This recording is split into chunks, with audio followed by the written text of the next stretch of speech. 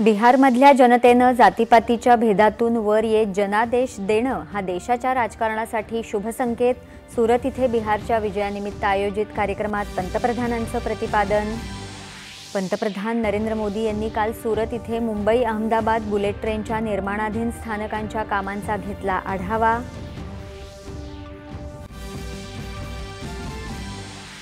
दिल्ली बॉम्बस्फोट प्रकरणी आणखी तिघांना अटक, तिघेही अल फलाह विद्यापीठाशी संबंधित। मुख्यमंत्र्यांच्या उपस्थितीत राज्य शासनाचा XSIO कंपनीशी 3000 कोटी रुपयांचा गुंतवणूक करार। नागपूरजवळ लॉजिस्टिक पार्कचंही मुख्यमंत्र्यांच्या हस्ते भूमिपूजन। राज्य शासनानं उद्योगांसाठी पूरक लॉजिस्टिक धोरण आणलं असून लॉजिस्टिक दर कमी करण्यासाठी सरकार प्रयत्न करत आहे। मुख्यमंत्री देवेंद्र फडणवीस यांची माहिती।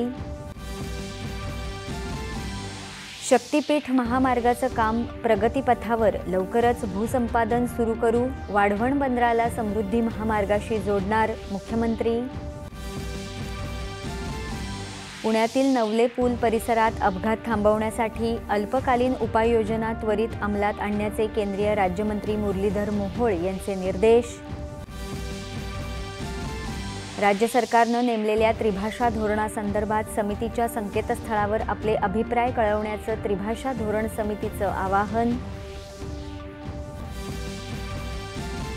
गोव्यात सुरू असलेल्या फिडे बुद्धिबळ विश्वचषक स्पर्धेत भारताच्या ग्रँडमास्टर अर्जुन एरिगैसीचा उपांत्यपूर्व फेरीत प्रवेश। उत्तर प्रदेशात ग्रेटर नोएडा इथं आजपासून वर्ल्ड बॉक्सिंग फायनल्स कप स्पर्धेची सुरुवात। 18 देशातील 130 मुष्टियोद्धे होणार सहभागी। आणि कोलकाता इथे सुरू असलेल्या पहिल्या कसोटी क्रिकेट सामन्यात दक्षिण आफ्रिकेचा दुसरा डाव 154 धावात आटोपला। भारतासमोर विजयासाठी